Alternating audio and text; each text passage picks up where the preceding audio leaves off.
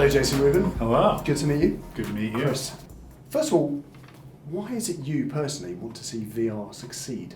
Me personally? In 1977, I saw Star Wars. I was 7 years old. I walked out and everyone was smacking each other with sticks. They wanted to be Luke Skywalker or whatever. I wanted to be George Lucas. I was like, that is the job I want. I don't want to be a lawyer like my dad. I want to be George Lucas. I want to make movies. So I asked for a video camera, which in 1977 was extremely expensive and horrible. 3 years later, I managed to get my father to buy me a computer because it was vaguely educational.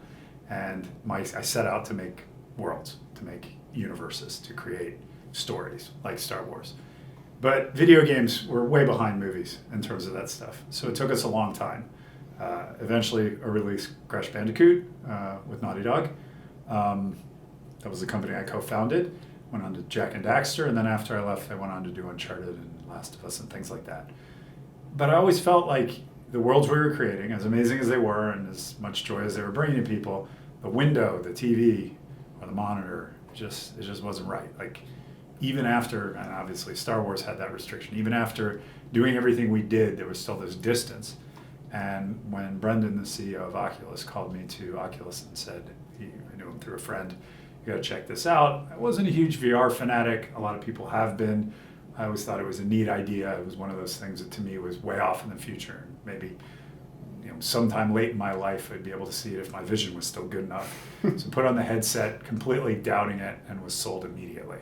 You can create universes. We can actually have people inside them walking around doing the things that I wanted to do 30 some odd years ago from the beginning. I've seen many technological changes over the years. They always happen in the same way. It's expensive. There's zero people before it's launched that are using it. Is it this? Is it that? It always ends up the same. When you see something that fundamentally changes and improves the way that something or other works, it's inevitable. So that ability to tell a story in a different Tell medium. a story, put people in other universes, that's my personal goal. Others would say we want social interaction across the planet in person. Others would say it's education, it's medicine, it's whatever. But for me, it's always been about creating worlds. That's fantastic. So with that in mind, when you first tried VR, what was your moment of presence? Can you remember the experience you tried and what that was? Yeah, absolutely. It was a very early version of what now would be Dream Deck, which is something we've shipped with every Rift. There's a building in Dream Deck, and we show people, we put them in the building and we say, now look over the edge, and depending on your fear heights, you kind of peer over and you kind of tentatively get near the edge. And mine was not Dream Deck. Mine was a polygonal rectangle over what looked like maybe a Minecraft quality lava field of low polygon orange muck at the bottom. But when I looked over the edge, I felt the space, I felt the distance. And I've given thousands of demos. I tried to do the math at one point, got past 1,000 and was like, okay.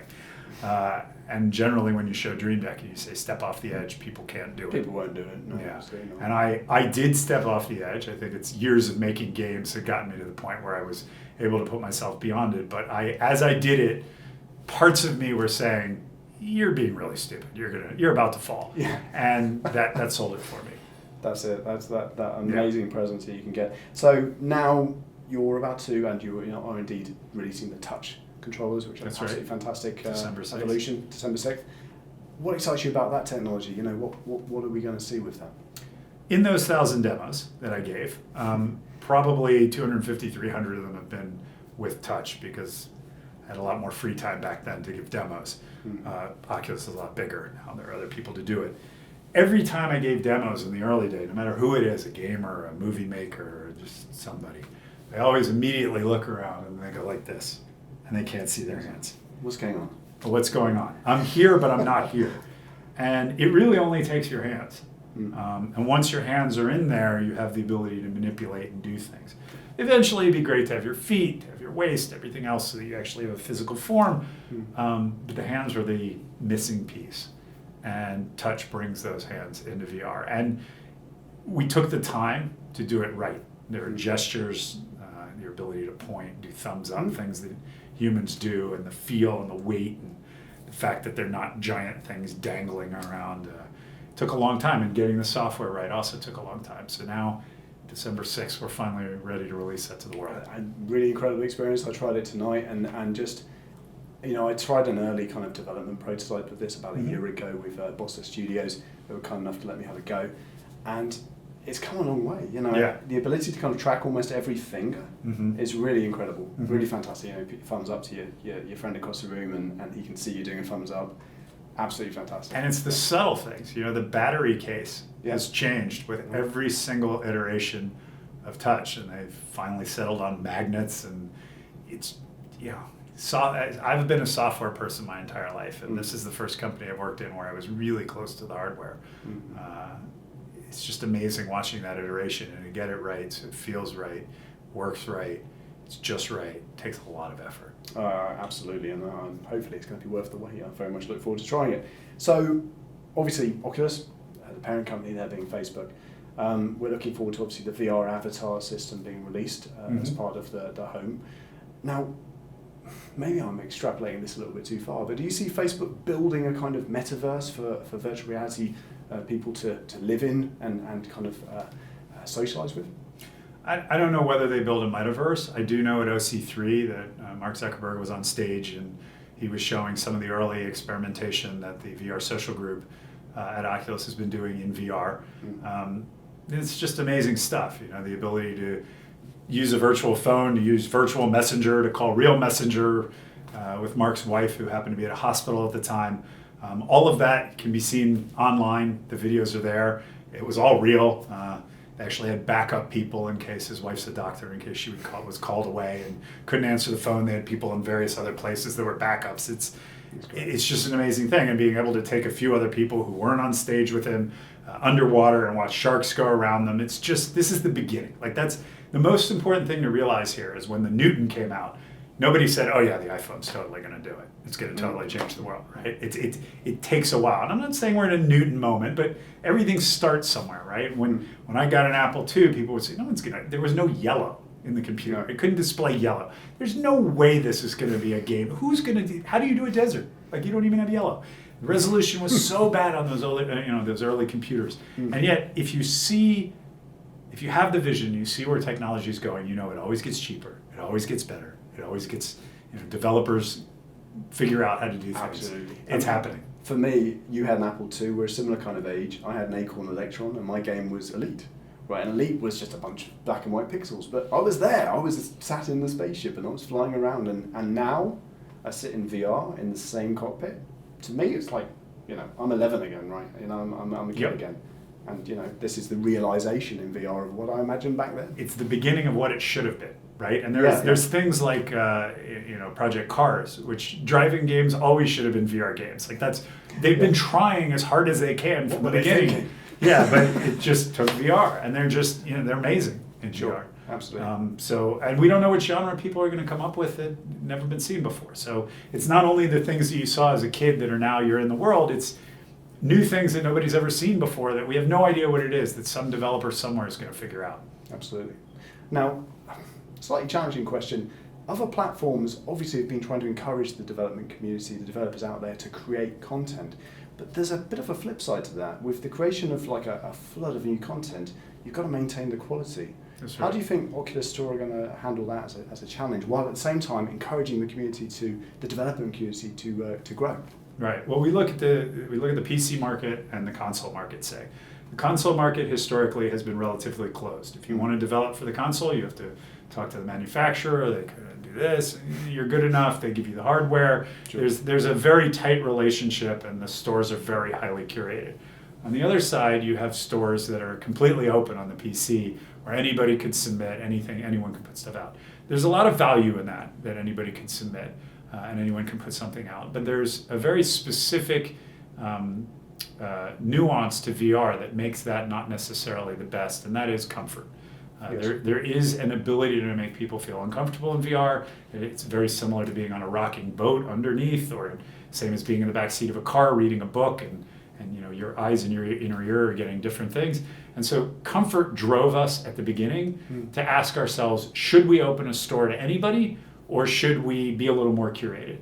And what we decided is we want any developer to be able to develop on our system. So from that standpoint, we adopt the PC model. If you buy a Rift on December 6th with touch, go to our website, download the SDK. Doesn't matter who you are, you don't have to ask anyone's permission, you can create anything you want to create, and we'll even help you bring it out. But to actually come into our store, you have to have a certain bar, a certain quality level. And we care about the quality, not the quantity that comes into our store. And we do that for the consumer, again, for comfort reasons. And also we want you to be able to say, it's in the store, it's of a certain quality level. We're very clear with certain things that are in our gallery, they're a little more experimental, they may not be as comfortable. If it's in the the top line of the store, it's comfortable, it's frame rate, everything is going well. Because those things really matter in VR in a different way than they have in the past on the PC. So we're in between. Absolutely. That kind of leads into my next question, because I feel that, I used to be quite vocal about the whole thing around comfort. I'm very anti-teleportation as a method. I'm like, come on guys, I'm a first-person shooter addict and I'm in VR now. I want to be able to slide around my environment. And I realise, in fact, I've had to kind of be mature with the way I approach this. I'm in a minority now. Mm-hmm. But my question to you is it right that you force comfort on people like me, the minority of people that can actually cope with VR and don't necessarily need that comfort mode? Do you see what I'm saying? I absolutely understand what you're saying. The answer is that we do allow things like that in the store. Dread Halls, for example, has first-person shooter control scheme, and it was one of the first things that was funded.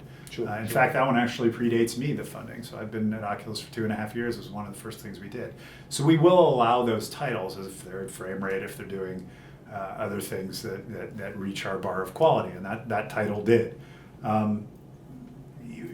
We tend, when we fund things, and a lot of the bigger projects in our store were funded by Oculus. We've announced we've spent over $250 million today. When we fund things, we tend to fund for a broader audience. We want to attract as many people to VR as possible. When the largest number of people are in VR, developers who we're not funding, who want to do something that's as aggressive with the camera as they want to be, will have the largest possible audience, of which the subset will be there for them to make money doing what they want to do. So we absolutely allow that. We absolutely support it. It's generally not the kind of thing that we target for our funding, but those titles are in the store. They're welcome to be there. That's great. That's really good to hear.